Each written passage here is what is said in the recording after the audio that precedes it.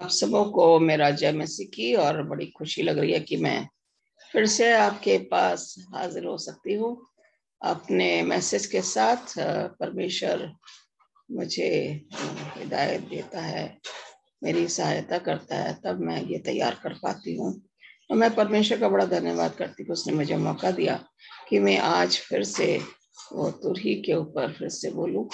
और आज हम दूसरी, तीसरी और चौथी तुरही के बारे में हम बातचीत करेंगे। आइए प्रार्थना में जाएंगे। प्यारे खुदा, शुक्रगुजार करते एक बार फिर से तेरे पास आते हैं। तूने हमें ये मौका दिया कि हम तेरे वचन को लोगों में बांट सकते हैं। परमेश्वर, मैं बिल्कुल खाली हूँ, लेकिन तू पवित्र आत्मा से मुझे भर दे ताकि मैं एक एक शब्द जो बोलूं उसमें लोग तुझे देखने वाले बने और तेरी महिमा स्तुति करने वाले बने। जो जो इस वचन को सुने खुदा, तो उनकी रहनुमाई कर, उनको अपने विश्वास में उनका बढ़ने दे, उनके ऊपर अपना अनुग्रह फरमा और जितने ताकि वो दूसरे लोगों में ये प्रचार कर सके। यही हमारी प्रार्थना है। हमारी इस विनती को सुन और कबूल कर तेरे प्यारे बेटे यीशु मसीह के नाम से मांगते हैं, आमीन आमीन।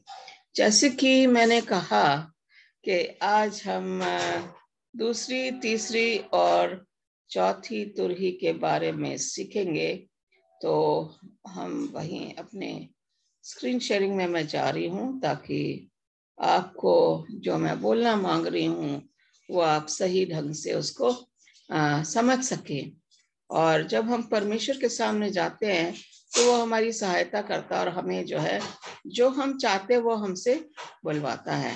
तो यहाँ पे आज जो है दूसरी तुरही जो है वो जैसे प्रकाशित वाक्य 8:8 में लिखा है कि एक बहुत बड़ा पहाड़, ओके, जैसे उसमें से आग निकल रही थी, उसको समुद्र में फेंका गया। ये प्रकाशित वाक्य 8:8 की है।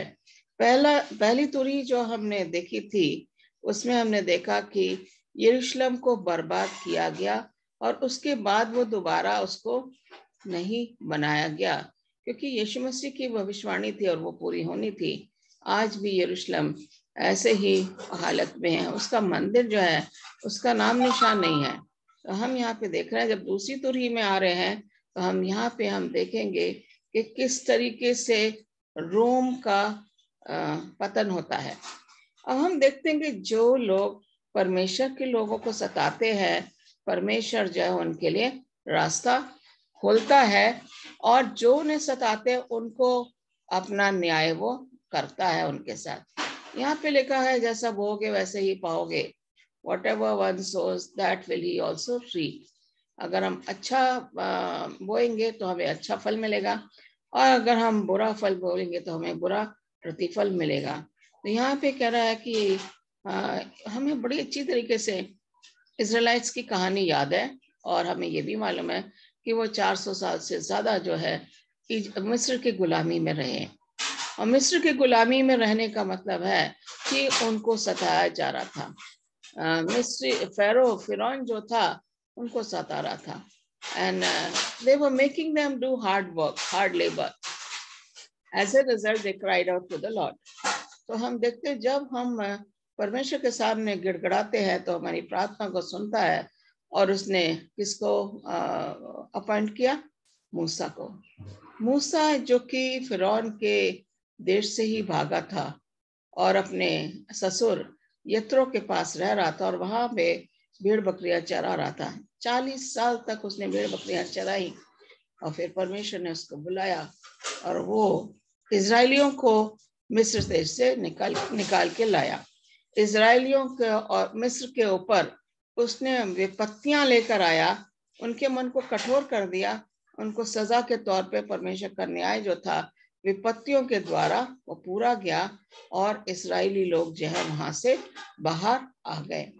अब हम यहाँ देखेंगे इसमें कि प्रकाशित वाक्य 8:8 और 9 कुछ ऐसे जैसे कि बड़ा सा पहाड़, ओके, उसमें से जैसे आग निकल रही है और उसको समुद्र में फेंका गया। यहाँ पे दिखा गया 1/3 समुद्र जो है वो क्या हो गया, ब्लड हो गया। 1/3 जो है उसके जो मछलियां और जो भी उसके जंतु थे, 1/3 वो भी मर जाते हैं, क्योंकि पानी कैसा होता है, खून जैसा हो जाता है। और 1/3 जो जहाज जो पानी में जा रहे थे वो भी डिस्ट्रॉय हो जाते हैं। हम यहाँ पे देख रहे हैं कि 1/3 का मतलब है पूरी तरीके से परमेश्वर ने अपना न्याय नहीं किया। वो उन लोगों पे न्याय किया जिन लोगों ने परमेश्वर के लोगों को सताया। और अगर हम देखें, समुद्र जाहिर करता है लोगों, क्योंकि इसमें पानी है। और यहाँ पे देखते हैं किस तरीके से जो है आपने हमने डैनियल की पुस्तक में जो राज्य, 4 राज्य हमने देखे थे। बेबीलोन का राज्य जो कि सोने को जाहिर कर रहा था, मीडो पर्शिया का, मादा फारस का जो था वो सिल्वर था, और फिर हम देखते हैं यूनान का जो था वो ब्रॉन्ज जिसे हम कहते हैं, तांबा। और फिर हम आते हैं थाइस पे, और वहां पे जो है लोहा। और पैरों में जब जाते हैं और उंगलियों में जाते हैं मिट्टी और लोहा, लेकिन वो मिलते नहीं हैं। तो ये राज्य हैं जो कि एक एक करके क्या हुआ, धाराशायी हो गए। उनका जिस तरीके से वो आए, उन्होंने परमेश्वर के लोगों को सताया। बेबीलोन में जो है इनको बंदी बना के ले जाया गया, और 70 साल के बाद साइरस के द्वारा जब परमेश्वर ने उसको चुना तो इनको वापस यरूशलेम भेजा गया। तो ये हम यहाँ पे देख रहे हैं। ये कह रहा, दूसरे स्वर्गदूत ने तुरही फूंकी तो मानो अग्नि का जलता हुआ एक विशाल पहाड़ सा समुद्र में फेंक दिया गया हो। इससे 1/3 समुद्र रक्त में बदल गया, तथा समुद्र के 1/3 जीव जंतु मर गए और 1/3 जलपोत नष्ट हो गए। यहाँ पे हम देख रहे हैं कि नबूकदनेस्सर को परमेश्वर ने चुना, तो यहूदा के लोग जो हैं उनको वो बंदी बना के ले गया। नबूकदनेस्सर ने उन लोगों को बंदी बना के उनको सताया, तो नबूकदनेस्सर को क्या मिला, और पतन हो गया, बेबीलोन का पतन हुआ, और मादा फारस आ जाते हैं। तो इस तरीके से जिस तरीके से परमेश्वर चुनता है, नबूकदनेस्सर जो था वो मसीह को नहीं मानता था, वो बुतपरस्त आदमी था, बुतपरस्त राजा था, लेकिन उसको परमेश्वर ने चुना। और वो बार बार जब उसके पास दूसरा वो देखता है स्वप्न, डैनियल आके बताता, तो कहता परमेश्वर, डैनियल का परमेश्वर महान है। जब वो दूसरा जो एक इमेज जो देखता है ड्यूरा में, वो फिर कहता कि परमेश्वर का जो है, डैनियल का परमेश्वर महान है, मगर उसने पूरी तरीके से परमेश्वर को ग्रहण नहीं किया था। जो समुद्र है वो रिप्रेजेंट करता है लोग और राज्य। रेवलेशन 17 में हम देखते हैं कि वहां पे एक पशु है जिसके 7 सर हैं, और वो 7 सर जो है वो जाहिर होता है रोम जो है, Rome is standing on 7 mountains. Okay, Rome का जो है 7 पहाड़ हैं जिसके ऊपर रोम बसा हुआ है, इसलिए इसको जो है सीट ऑफ पेप्सी कहा गया है, क्योंकि यहाँ पे कह रहा है कि 7 माउंटेन्स ऑफ रोम और द सीट ऑफ पेप्सी। और ये जो है, हमने यरूशलेम का पतन देखा, अब हम रोम का पतन देख रहे हैं। क्योंकि जो मैंने आपको बताया कि जो पैर जो थे, जिनकी 10 उंगलियां हैं, 2 अंगूठे और 10 उंगलियां हैं, वो रोम के 10 राज्य थे। और वो 10 राज्यों में से विजिगॉथ और वेंडल्स जब आते हैं, रोम का टोटल पतन हो जाता है, वो पूरी तरीके से धाराशायी हो जाता है। और वहां पे जो है इनका पतन होने के लिए थोड़े समय के लिए, और फिर ये दोबारा अपने आप में फिर से रोम जो है स्थापित हो जाता है। तो यहाँ पे हम देख रहे हैं कि किस तरीके से रोमी हुकूमत का पतन हुआ, क्योंकि उन्होंने यीशु मसीह को सताया, यीशु मसीह के लोगों को सताया। पौल को ले लीजिए, पतरस को ले लीजिए, जितने भी यीशु मसीह के चेले थे उनको सताया, परमेश्वर के लोगों को सताया। और ये जब ऐसा हुआ तो रोम को जो है परमेश्वर का प्रतिफल मिलना ही था, क्योंकि ये उन्होंने यीशु मसीह को कोड़े मारे, उसके मुंह पे थूका, उसके मुंह पे मुक्के मारे, उसकी आंखें बंद कर दी, उसके कपड़े उन्होंने बांट लिया पर्चियां डाल के। तो ऐसा करने से जो है, और ये सारे रोम के पेप्सी जो थी जो ऐसा कर रहा था। पशु जो है, जो 17 प्रकाशित वाक्य में हमें जिसके बारे में बताया गया 7 हेड है, और उसी में से एक और निकल के आता, छोटा सी लिटिल हॉर्न जिसे हम कहते हैं, वो निकल के आता है, और वो जो है चर्च में, कलीसिया में फॉल्स टीचिंग लेकर आता है। आगे चलेंगे हम, यहाँ पे हम देखेंगे कि यहाँ बताया गया है तीसरे स्वर्गदूत के बारे में। और यहाँ पे एक मिनट में, यहाँ पे है, ये पशु को जो है जाहिर होता है जेजबल। ओके, आप और हम जानते हैं कि जेजबल ने एलिया के जो थे, एलिया को चेतावनी दी थी जब उसके 450 बाल देवताओं को मार दिया गया था। और वो जो है परमेश्वर के लोगों को, भविष्यवक्ताओं को, जो कि परमेश्वर का वचन एहाब के पास ले जाते थे, उनको वो मरवा देती थी। तो और फिर वो जो है झूठी शिक्षा जो है, वो उन लोगों को अपने, उसने झूठे भविष्यवक्ता रखे थे जिनके ऊपर उसको पूरा भरोसा था। और यिर्मयाह कितनी बार गया वहां पे, और सैमुएल, ये यिर्मयाह गया वहां पे, और फिर बताया गया कि जेजबेल का क्या होगा। उसको पछताने का मौका दिया गया, लेकिन वो नहीं पछताई। तो हम जेजबेल के बारे में पढ़ते हैं यहाँ पे।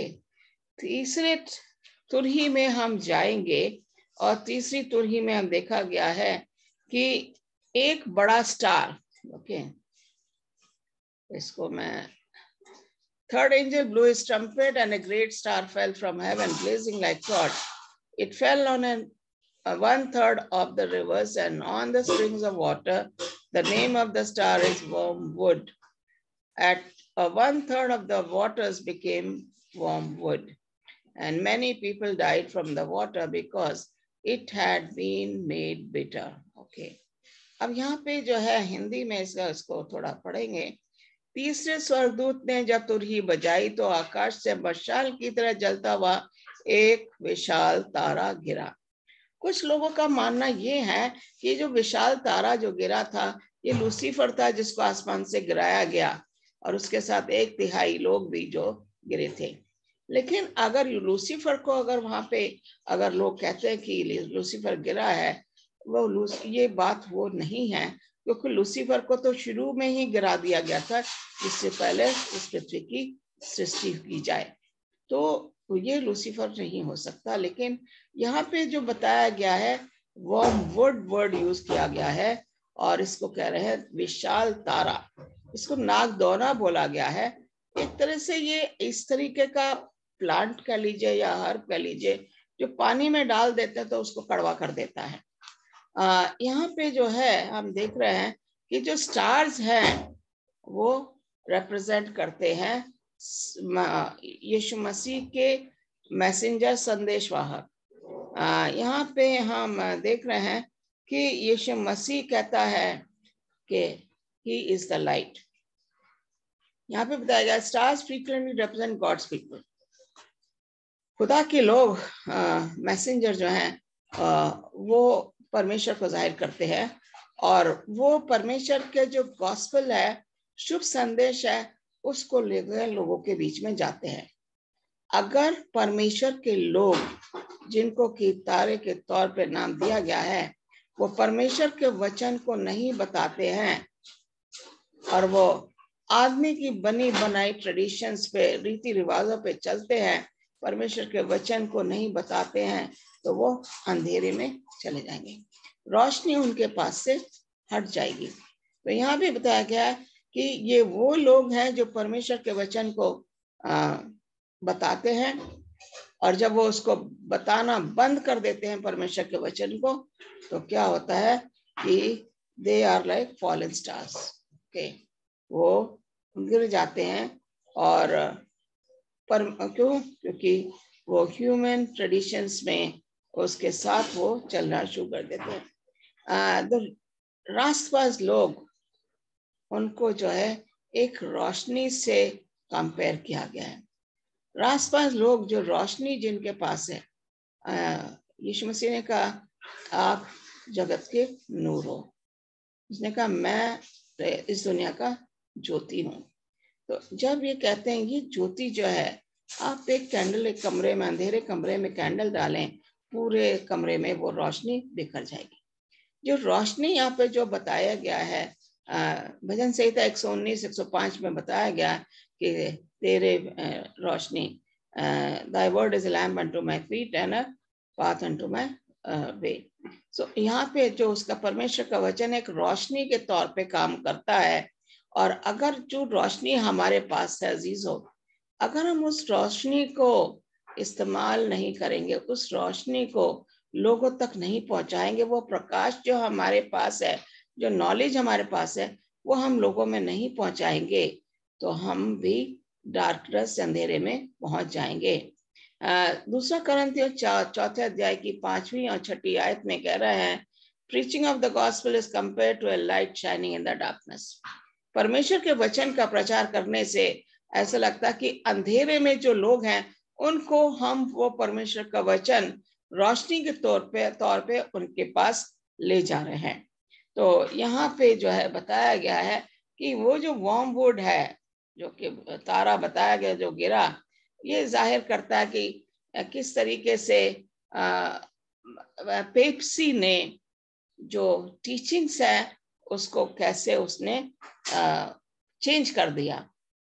थोड़ा तोड़ मोड़ के बाइबल को अगर बताना होता है तो वचन जो है उसका मायने बदल जाता है।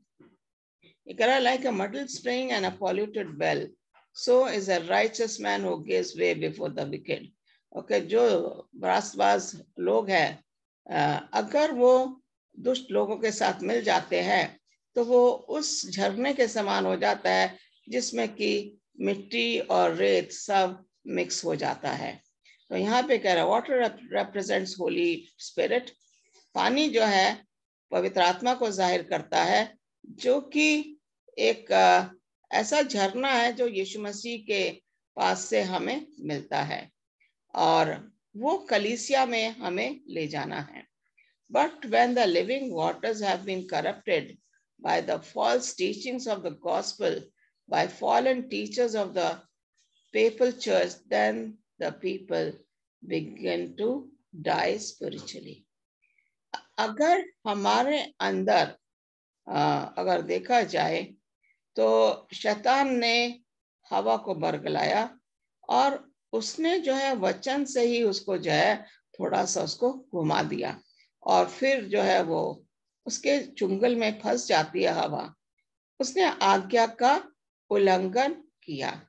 यहाँ पे कह रहे हैं the gospel adulterated when the waters are poisoned and polluted. Okay, waters are जाहिर करता है लोगों को।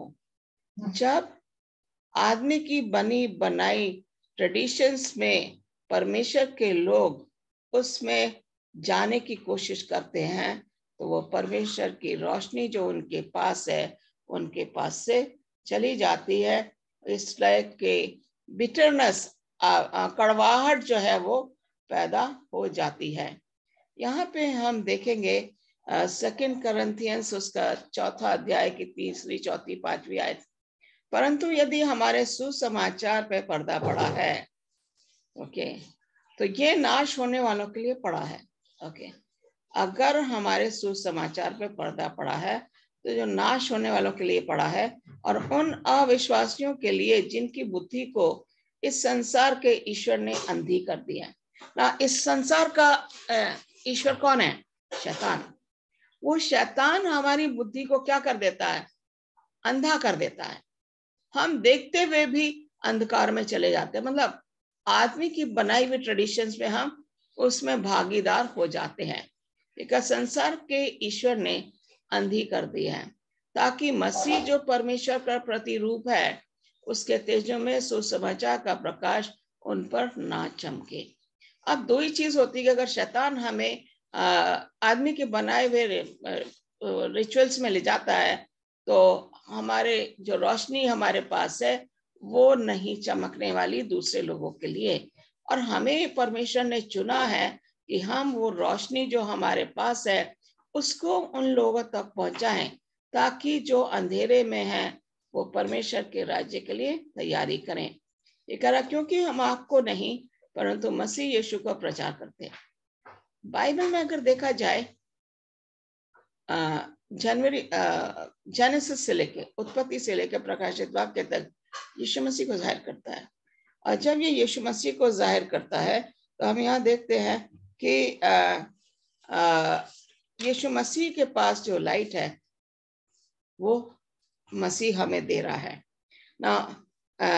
पानी जो है वो होली स्पिरिट को जाहिर करता है और इस तरीके से यीशु मसीह जो है कलीसिया का हेड है।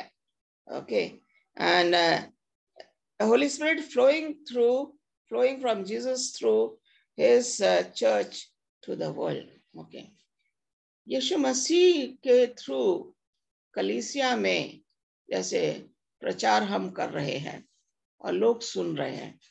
कुछ लोग सुन के अनसुना कर देते हैं, अरे ये तो बोलते ही रहते हैं। कुछ लोग जो है उसको आप मानते हैं और मसीह के नक्शे कदम पे चलते हैं।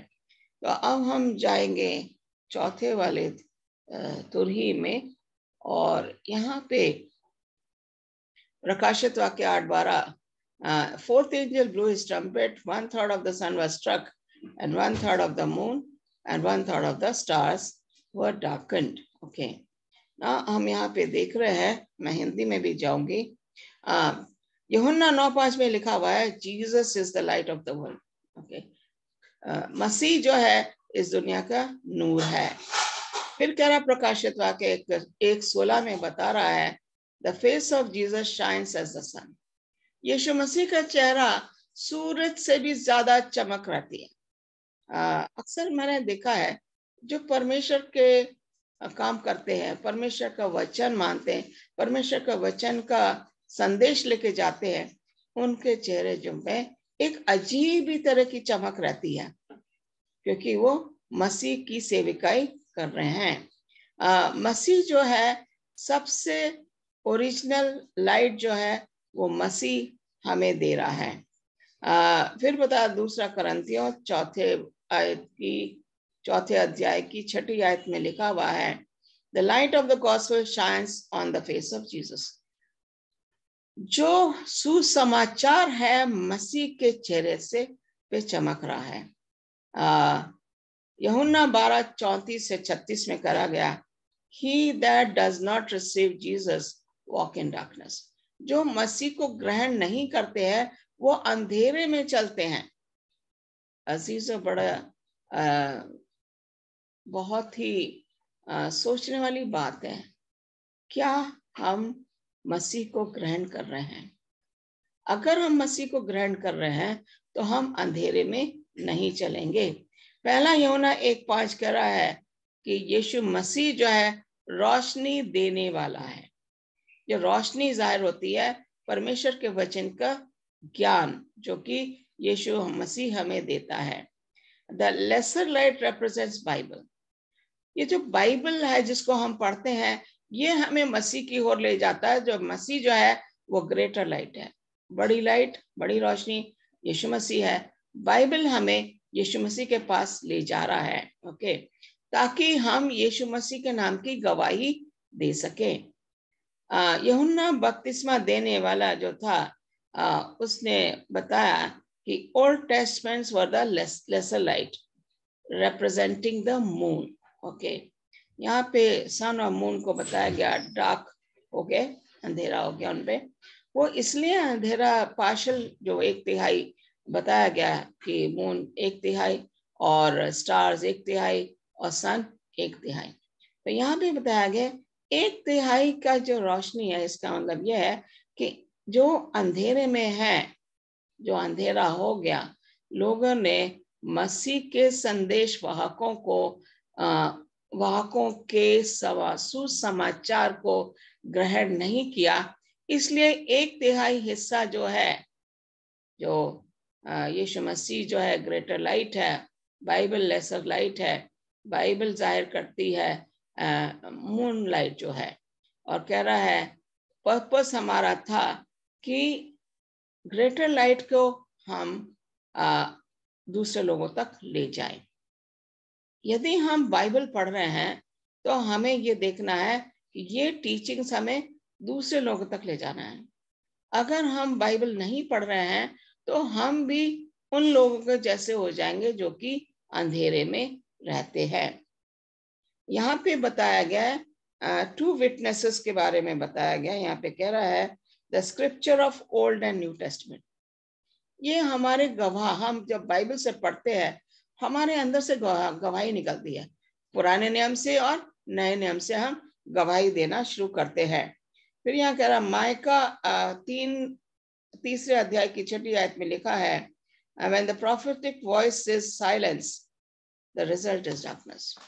जब संदेश वाहकों की आवाजों को हम बंद कर देंगे, इसका मतलब यह है हम उनको सताएंगे, उन्हें बोलने नहीं देंगे, तो आदमी लोग अंधेरे में चलेंगे। तो ये यहाँ पे बताया गया है कि किस तरीके से जो है in many of the nations of Europe the powers that ruled in church and state had for centuries been controlled by Satan। अब हम देखते हैं कि ये किस तरीके से शैतान, जो कि अपने आप को कहता है कि मैं इस दुनिया का क्या हूं, करता धरता हूं, मैं सृष्टि करता हूं इस दुनिया का, ये मेरी दुनिया है, इस पे मेरा अधिकार है, वो कैसे लोगों को अंधेरे में ले जाता है। किस तरीके से जो सच्चाई है, परमेश्वर की जो सच्चाई है ओल्ड पुराने नियम की और नए नियम की, किस तरीके से वो सच्चाई को तोड़ मोड़ करके और फिर वो लोगों को बरगलाता है।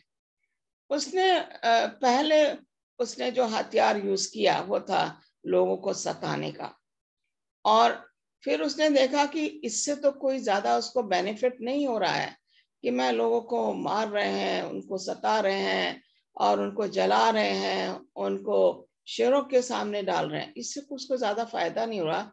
तो अपनी स्ट्रैटेजी बदल दी उसने क्या किया कि कलीसिया में जो है, जो सच्चाई है उसको तोड़ मोड़ दो।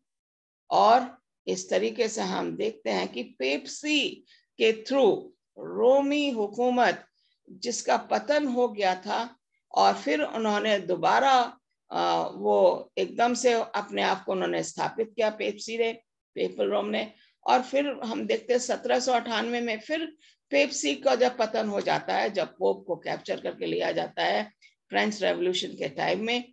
और फिर हम देखते हैं कि 1929 से फिर पेप्सी जो है फिर उसने अपने आप को स्थापित कर लिया, वो फिर से पावर में आ गई। यहाँ पे हम देखेंगे कि रोमन कैथोलिक चर्च जो पेप्सी है उसने क्या क्या तब्दीली या परिवर्तन किया है। देखा जाए तो यहाँ पे कम्युनियन जो है, हम लोग जो है पैर धोने की रस्म पहले करते हैं और फिर हम जो है ब्रेड, लेकिन इनका तो ये कम्युनियन कभी भी जब भी इनका मास होता है इनका कम्युनियन होता है, जो कि वो जो ब्रेड है, जो कि रोटी है, वो कहते हैं यीशु मसीह है, और वो जो है बार बार जो है यीशु मसीह को जो है वो जाहिर करते हैं। यहाँ पे हम देखेंगे कि कम्युनियन सर्विस जो है वो उन्होंने एक तरीके से रिचुअल्स बना लिया, एक सैक्रामेंट टाइप का उन्होंने बनाया है कि कभी भी वो कम्युनियन कर सकते हैं। फिर हम आगे देखेंगे चाइल्ड बैप्टिज्म। ओके,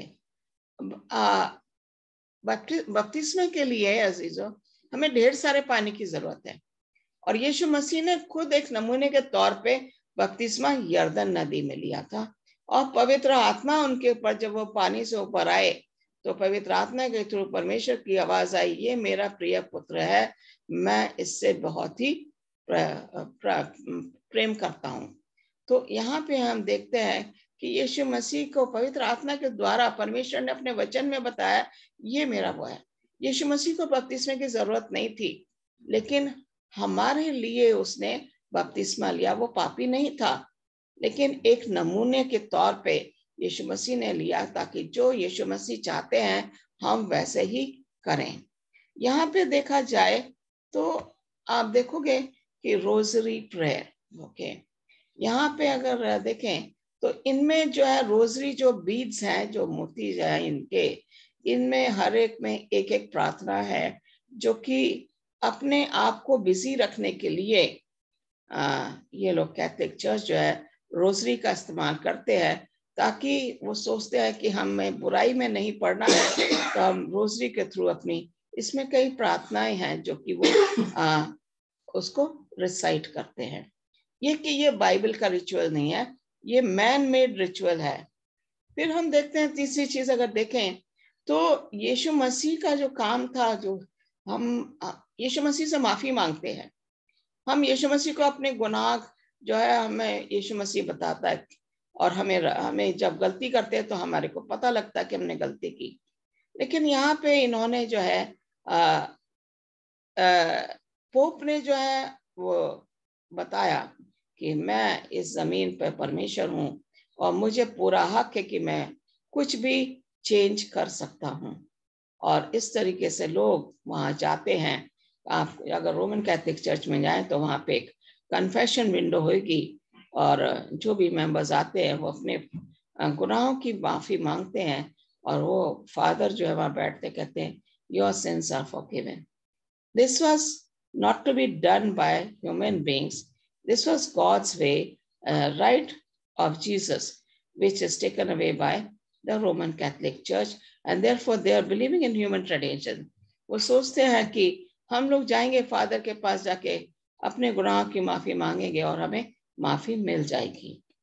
यहाँ पे हम देखते हैं रोमन कैथोलिक चर्च के 10 आज्ञाएं, और अगर आप देखें यहाँ पे तो ये लिखा you shall not have any other gods before me. ये कमांडमेंट, हमारा कमांडमेंट और इनका कमांडमेंट बिल्कुल सही है। अब हम जाएंगे अपने, मैं अपना वाला भी दिखाऊंगी आपको, ताकि आपको पता लगे कि मैं क्या बताना मांग रही हूँ। यहाँ पे कह रहा है you shall not take the name of the Lord your God in vain. हम थोड़ा सा नीचे जाएंगे इसमें, और यहाँ पे जो है ये कह रहा है, दूसरा कमांडमेंट बता रहा है कि thou shall not make unto thee any graven image। कोई मूर्ति नहीं बनाना। इन्होंने जो है दूसरा आज्ञा को निकाल दिया है, और इन्होंने तीसरी आज्ञा को दूसरी आज्ञा के तौर पे उसको रखा है। You shall not take the name of the Lord your God in vain। ये थर्ड कमांडमेंट है यहाँ पे, जो कि उन्होंने सेकंड कमांडमेंट के तौर पे उसको बताया है। चौथा कमांडमेंट है remember the Sabbath day to keep it holy. अब इन्होंने इसको जो है तीसरे नंबर पे ले आए, remember to keep holy the Sabbath day, okay. और फिर देखते हैं कि चौथा कमांडमेंट जो है वो honour your father and mother हो जाएगा, लेकिन ये अकॉर्डिंग टू बाइबल ये फिफ्थ कमांडमेंट है। जो फिफ्थ कमांडमेंट है वो अकॉर्डिंग टू बाइबल सिक्स्थ है, यू शैल नॉट किल। जो सिक्स्थ है वो सेवंथ होना चाहिए, जो सेवंथ है वो एट्थ होना चाहिए, जो एट्थ है वो नाइन्थ होना चाहिए, जो नाइन्थ है जो 10th होना चाहिए। इन्होंने 10 के 2 हिस्सों में करके इस तरीके से 10 कमांडमेंट्स जो है, this is done by Pepsi, okay. And आप अगर इसको जाके देखेंगे तो सेंट थॉमस चर्च चेन्नई में भी वहां पे उन्होंने बाहर इसको ऐसे ही उन्होंने चर्च के बाहर लगा रखा है, गेट के अंदर। जैसे ही आप घुसेंगे सेंट थॉमस चर्च के लेफ्ट साइड में, आपको, मैंने कुछ साल पहले मैंने वहां पे देखा था, मैंने पिक्चर भी ली थी उस 10 कमांडमेंट्स की। तो ये मैन मेड कमांडमेंट्स हैं, मैन मेड रिचुअल्स हैं, मैन मेड ट्रेडिशंस हैं, जो कि पेप्सी ने लोगों को मानने पे मजबूर किया है। अब हम यहाँ देखते हैं कि और भी बहुत से सेक्रेमेंट है, जो कि मैं आपको सारे नहीं बता रही हूँ, मेन जो है मैं आपको बता रही हूँ। यहाँ पे देखा जाएगा कि change of Sabbath to Sunday worship by Catholics, okay. अगर आप मेरे उसमें यूट्यूब चैनल में जाएंगे और आप अगर बाइबल बिलीव्स जो मैंने डाले 28 विश्वास, उसमें आपको सैबथ के ऊपर एक पूरा मेरा यूट्यूब चैनल, यूट्यूब मैसेज है जो कि सैबथ के ऊपर। आप देखेंगे कि किस तरीके से पेप्सी ने फोर्थ कमांडमेंट को जो है उन्होंने उसको क्या कह दिया, हटा दिया। उन्होंने कहा संडे जो है वो वर्शिप करना है सबको, सैबत नहीं वर्शिप करना, क्योंकि वो उनका कहना यह है कि संडे को यीशु मसीह हफ्ते के पहले दिन वो क्या हुए, कब्र से बाहर आए, वो जिंदा किए गए, इसलिए हम जो है इसको सैबत को ना मान के हम संडे मानेंगे। अब संडे जो है डे ऑफ सन है, सन गॉड, और ये कॉन्स्टेंटीन ने इसको चेंज कराया था। और सैबत जो है उन्होंने कहा सब लोगों को सैबत के दिन काम करना चाहिए, एक ही दिन हम हॉलिडे रखेंगे, वो संडे होगा, जो कि लोग सन गॉड को वर्शिप कर सकते हैं, एट द सेम टाइम वो चर्च में भी जाके वहां पे चर्च भी अटेंड कर सकते हैं। तो इस तरीके से ये चौथा जो आज्ञा है जो कि सैबत है, उसको संडे में उन्होंने पेप्सी ने इसको चेंज किया। वो कहते हैं हमने चेंज किया, हमारी राइट है, अथॉरिटी है हमारे पास, खुदा ने हमें अथॉरिटी दी और हम इसको चेंज करेंगे। अजीजो, वो समय भी आ रहा है कि जब बाइबल भी हमसे छीनी जाएगी। पोप फ्रांसिस कहते हैं कि ये बाइबल को उन्होंने कंडेम किया कि जो बाइबल मैं प्रिंट करूंगा उसी बाइबल को लोगों को मानना है। तो ये जो रिचुअल्स हैं, मैन मेड रिचुअल्स जो हैं, ये एकदम से अंधेरा ले आए कलीसिया में। जब कलीसिया में अंधेरा हुआ तो लोग जो है बुत परस्ती की ओर चले गए। उन्होंने जैसा भी पोप जो है, लोग कह रहे हैं कि संडे लॉ बहुत जल्दी लग जाएगी। जब संडे लॉ लगेगी तो हमारे लिए बहुत मुश्किल होगा कि हम सब्त को वर्शिप करें, लेकिन अगर हम परमेश्वर में बने रहेंगे तो हम अंधेरे में जो लोग रह रहे हैं हम उनको रोशनी में लेकर आएंगे। यही हमारा काम है जो कि हमें करना है। परमेश्वर आप सबको आशीष दे। और अगला जो मेरा मैसेज होगा वो 5वां और 6ठा जो है तुरही के बारे में होगा, और इस तरीके से फिर हम 7वीं तुरही पे भी जाएंगे। तो ईश्वर आपको आशीष दे। एक प्रार्थना करूंगी मैं। प्यारे खुदा, एक बार फिर से तेरे पास आते हैं। हम चाहते हैं कि ये संदेश जो मैंने दिया है, तूने पवित्र आत्मा के द्वारा मुझे वर्ड्स दिए और मैंने बोला, होने दे कि ये संदेश लोगों तक पहुंचे। जो अंधेरे में है वो अंधेरे से निकल के बाहर आए और तेरे संदेश को ग्रहण करें और अपने आप को तेरे आसमानी बादशाह के लिए तैयार करने वाले बने। यही हमारी प्रार्थना है, सुन और कबूल कर। आमीन आमीन। God bless you.